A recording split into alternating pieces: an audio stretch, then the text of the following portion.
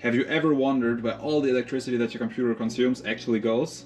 Because especially if you're a gamer, you might have noticed that in summer it's hard to keep your room cool, and that might be due to the fact that mostly all of the energy that your PC consumes gets converted into heat, which then heats up your room. So I want to try to regain some of that wasted heat to put it to better use. Who constructed this? And with that, welcome to this new video, Freunde des gepflegten Edelfuschs. Today, starting from under the desk. And I also brought a motorcycle cylinder which had a seizure, where you can see the marks here. And so instead of scrapping it, I had the idea to build a Stirling engine from it. And it came to my mind that it might be a fun project to try and integrate a Stirling engine into the cooling system of the computer, as it creates a lot of heat energy. And I think especially if I not only use it to cool the CPU but also to cool the GPU in combination, then I think the energy will be plenty to run a Stirling engine. And so that is what I'm going to try. I will also roughly explain you how a Stirling engine works so that you can follow along a bit better. And then I will actually start building a Stirling engine. So I created this little Stirling engine design tool where you can put in some engine design parameters and then press calculate. And then I can show you this little visualization of the engine so that you can understand it a bit better. So you can see here the hot side and the cold side, and the bigger one is the displacer cylinder and the smaller one is the power cylinder. And I can actually turn the crank angle. And the first thing you can see is that the displacer piston crankshaft is 90 degrees ahead of the power piston crankshaft.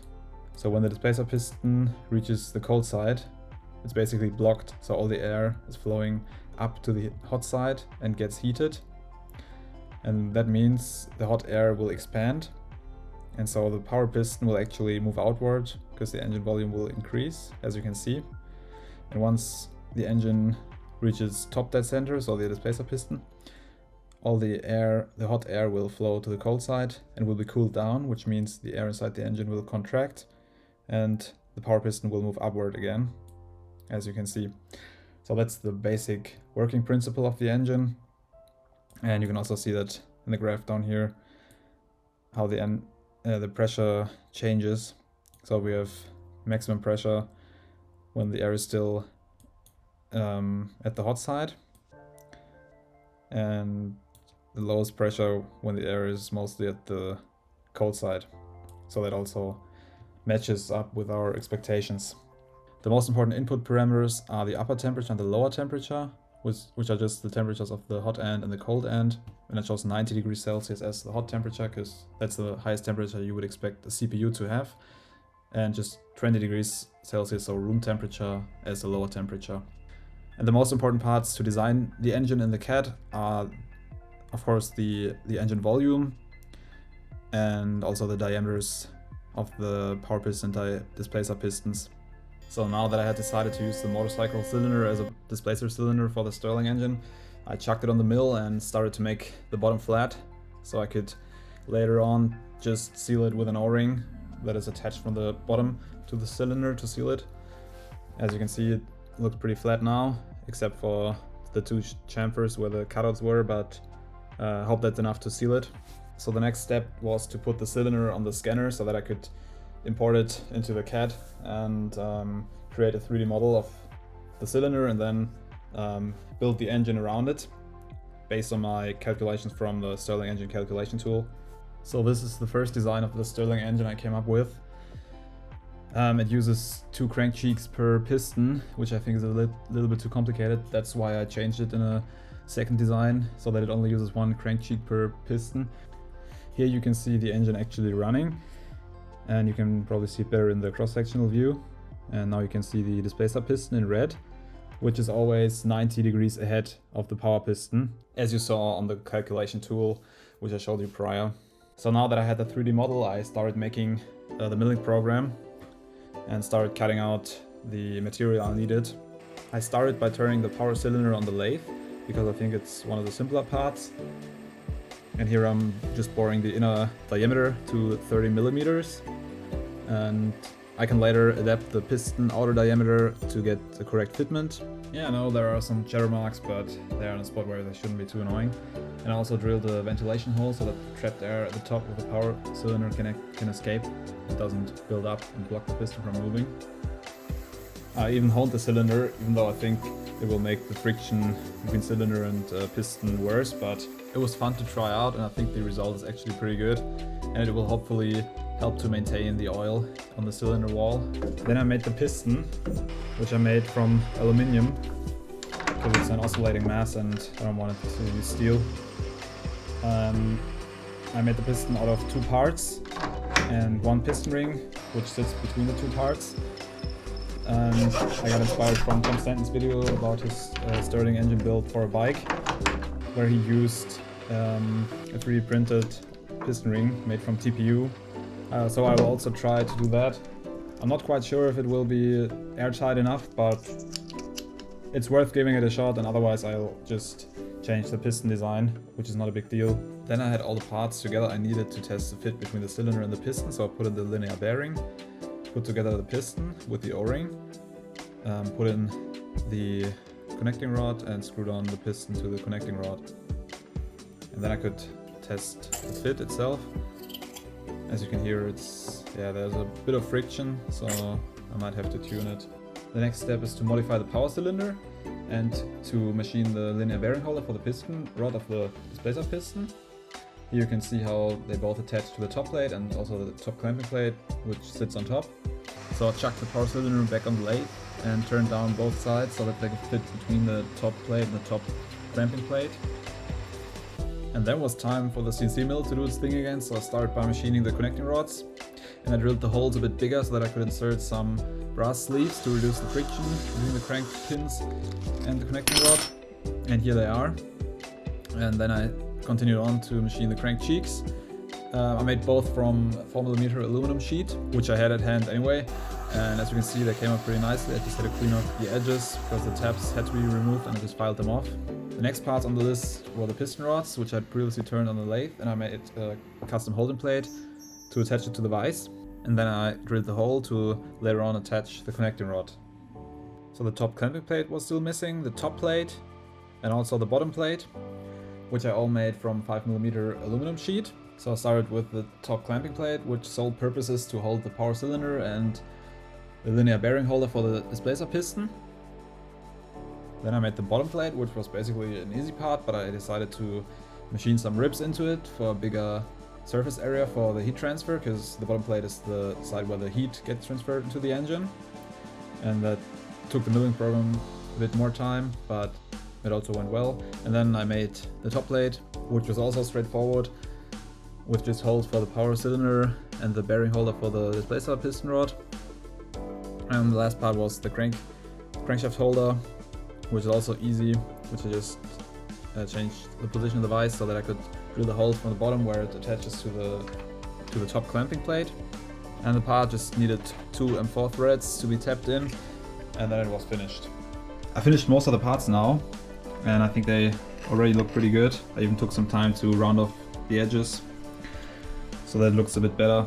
But there's still some issues, for example the friction between power piston and power cylinder, which I have to take care of. And also I need the displacer piston, and I found this old can, which has a nice design. I hope it's not a rare antique thing, but should be alright. And it fits pretty well into here, so there's maybe play in the diameter of 8mm. I think that's good. And now I already scratched the surface here at the desired height, and I want to cut it off now.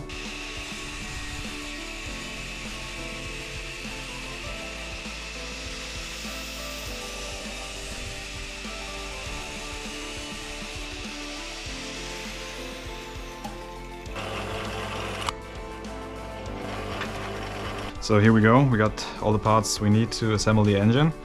I already did a test assembly, but there were some issues, and I also had the displacer piston missing, so I just finished that from an old can.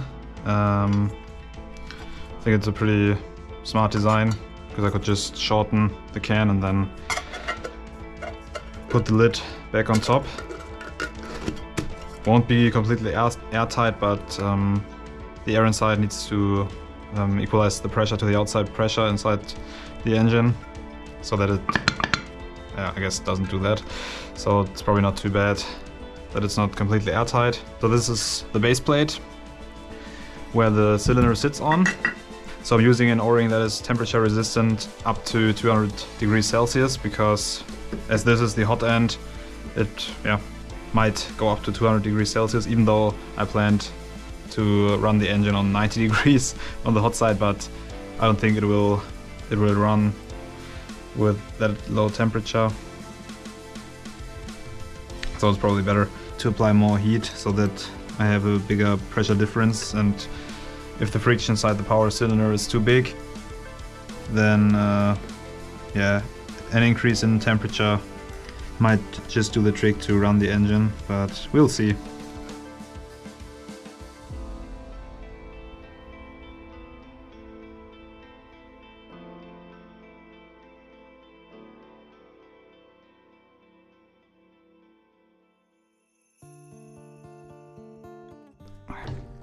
It won't run that smoothly once the power piston is on. Let's see. Ah, my mistake. That needs to go in first before the power cylinder, otherwise I can't get it in. Now I can.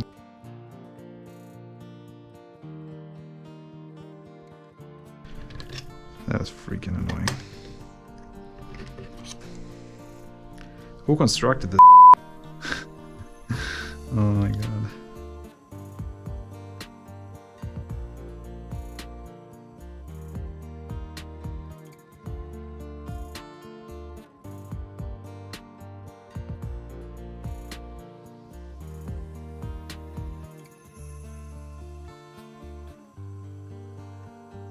I'm so dumb.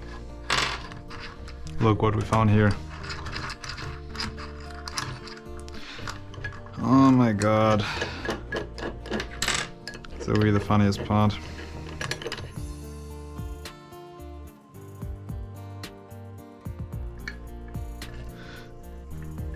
Damn, that's annoying. Oh my god.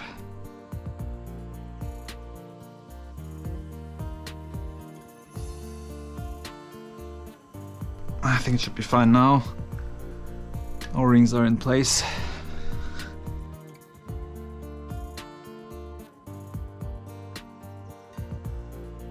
Yeah, that works. Without the displacer piston touching the bottom of the top, so I cut the can in the right dimensions. That's good.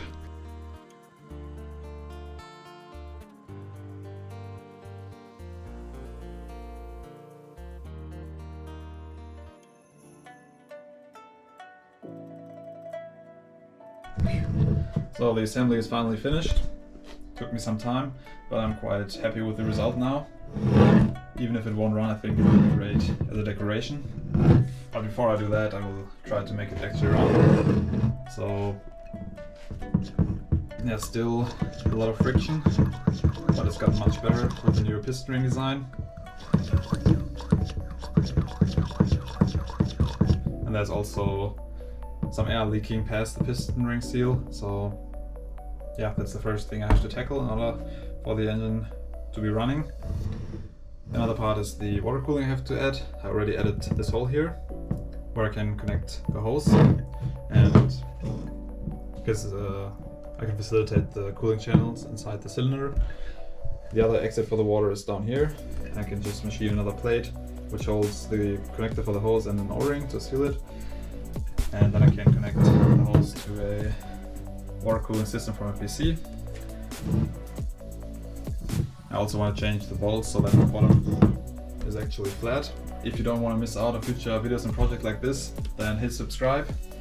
I would also be happy if you shared your opinion about the video in the comments down below, because it's the first project of this kind I'm doing. So if I should change anything, if I should show more of the theory behind the stirling process, for example, or if I show less of manufacturing, then Just leave me your opinion. So I'll see you in the next video, wenn es wieder heißt. I'm so dumb.